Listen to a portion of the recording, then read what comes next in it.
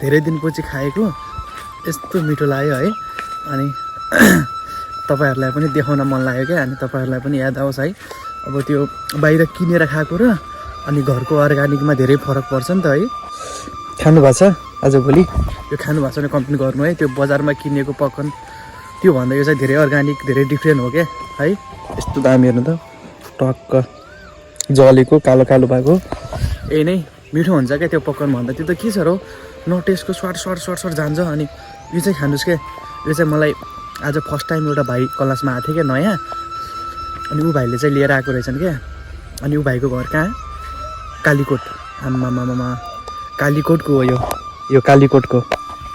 यस्तो मिठो लाग्दैछ मलाई है कालीकोटको खाना।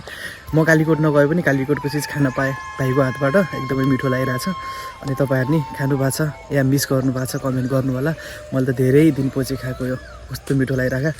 खाँदै आएको यो भाइले धेरै दिएको थियो, यो पकेट भरिहालेको धेरै दिएको थियो। खाँदै आएको सकिन लाग्यो, थोरै छ अब।